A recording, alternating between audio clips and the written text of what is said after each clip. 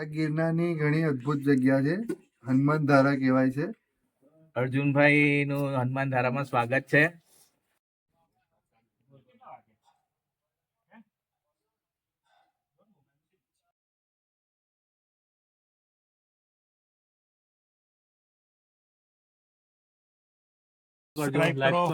મિત્રો હનુમાન ધામ જવું હોય તો અહીંથી જવાય છે. અર્જુનભાઈને મળીને ખૂબ ખૂબ આનંદ થયો. હા, તમને પણ મળીને ખૂબ આનંદ થયો મને. ચલો મળીએ. હા, આવું હોય તો તમે હા આવીએ પછી અહીં બાજુ. તો મિત્રો પહેલા આપણે હનુમાન ધામ જઈએ. અહીંથી અહીં બાજુ ભરતવન આવેલું છે, જોઈ શકો છો. આનંદ ગુફા નથી, ગિરનારી ગુફા હતી. હા એ જ. હા જઈને તો આવ્યો. એમાં તો રાતે અમે 12 વાગ્યા લગીને તો એ પેલું છાપરા જેવું બનેલું એ.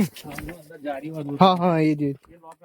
હા લોક મારેલું હતું મેં જોયું. અચ્છા, તો એમાં તો અમે મેડિટેશન કર્યું. શું વાત છે, બહુ સારી વાત કહેવાય છે. તો આવી ભૂમિમાં આવીને એવું કરવું બહુ હમણાં સારી વાત કહેવાય. તો મિત્રો કંઈક આવો ઘર જંગલ છે નહીં મિત્રો, એરો મારેલો છે, જોઈ શકો નિશાની મારેલી છે. તો એ નિશાની તમારે એ માર્ગદર્શને જવાનું છે.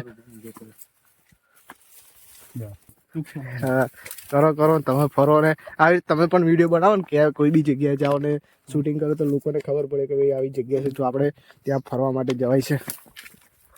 ખાસ હા જાણકારી માટે ખાસ આ વિડીયો બનાવો. તો જોઈ શકો ઘણું જંગલ છે, આ રસ્તો છે.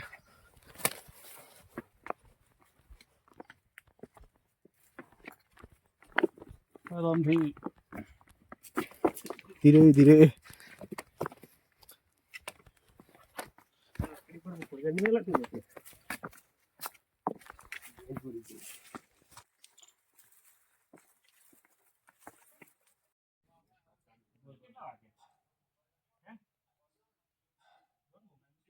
ધામ હનુમાનજી મંદિરનું આશ્રમ છે. અહીંયા આગળ ગુરુજી રહે છે. હનુમાન ગુરુજી એમનું નામ છે. અને સરસ પ્રાકૃતિક સૌંદર્યવાળી જગ્યા છે. મિત્રો ખૂબ મનને શાંતિ મળે છે.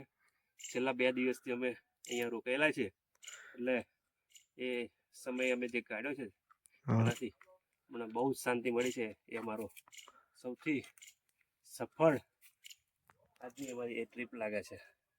જીવનમાં સૌથી શાંતિ મળી હોય તો મિત્રો અહીં આવી ગયા છે આપણે. તો અહીં આપણે હનુમાન ધારાનું દર્શન કરશું. તો મિત્રો અહીં મંદિર આવેલું છે અને અહીં બાજુ હનુમાન ધારા તરફનો રસ્તો છે. તો હું તમને બતાવીશ કે હનુમાન ધારા કેવી રીતે જવાનું છે. જોઈ શકો છો મંદિરના તમે દર્શન કરી શકો છો હનુમાન દાદાના. અને અહીંથી આપણે આગળ જઈએ. મિત્રો આ રસ્તો આવેલો છે, તો અહીંથી આપણે જવાનું છે.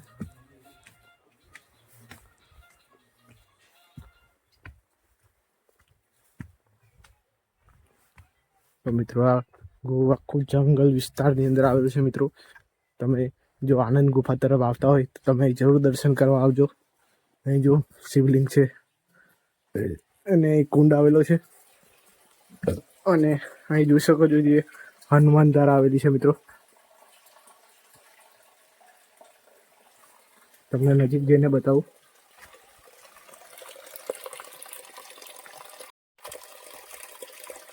તો મિત્રો આ છે હનુમાન ધારા.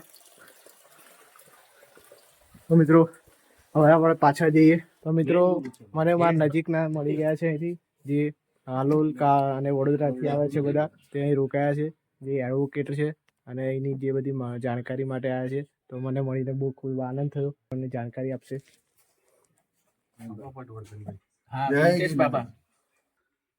આ ગિરનારની ઘણી અદ્ભુત જગ્યા છે. હનુમાન ધારા કહેવાય છે. સાક્ષાત હનુમાનજી બિરાજમાન છે અને વર્ષોથી હનુમાન ધારા પાણી સ્વરૂપે ઝરણું વહ્યા કરે છે. એ ઘણી પવિત્ર જગ્યા છે. તો દરેક મિત્રોએ એકવાર જરૂર મુલાકાત લેવી જોઈએ. જય ગિરનાર. જય સિયારામ. જય સિયારામ. ગુરુજીની વાણી, ગુરુજી છે અમારા, એમની વાણી બહુ અદ્ભુત છે અને તમારા ચેનલને બહુ કામમાં આવે અને લોકોને જ્ઞાન છે. અર્જુનભાઈ એમનું નામ છે. અર્જુનભાઈ નું હનુમાન ધારામાં સ્વાગત છે. અર્જુનભાઈને હવે અમે હંમેશા જ હનુમાન ધારામાં જોઈશું એવું અમે ગિરનારની પ્રાર્થના કરીશું. હનુમાન ધારા એ પ્રાચીન સ્મારક તરીકે આરક્ષિત છે અને અહીંયા રહેવા ખાવાની વ્યવસ્થા તો થતી જ હોય છે. તેમ છતાં પણ આધ્યાત્મિક ઉન્નતિ માટે જે લોકોએ સાધના કરવી હોય એ લોકો માટે હંમેશા જ અમારા બાયણ ખુલ્લા છે. અહીંયા નીચે તળેટીમાં વિશાલગીરી બાપુ છે, એમનો સંપર્ક અમે અર્જુનભાઈને આપીશું અને એ રીતે તમે અહીંયા આવી શકો છો. અહીંયા 3 રૂમનું બાંધકામ છે, રસોડું છે અને 24 કલાક એક વ્યક્તિ હાજર હોય છે. સોલર પણ છે, જનરેટર પણ નાખેલું છે, એટલે લાઇટની કે રાની પશુઓનું અહીંયા કોઈ કનડગત નથી. તેમ છતાં પણ હનુમાન ધારામાં જો રોકાયા હોય તો રાતે ક્યાંય બહાર ન ફરવું જોઈએ અને હનુમાન ધારાની અંદર એક સાધનાનો સંકલ્પ લઈને આવો એવી મારી બધાને પ્રાર્થના છે. જય ગિરનાર, જય સિયારામ, જય સિયારામ.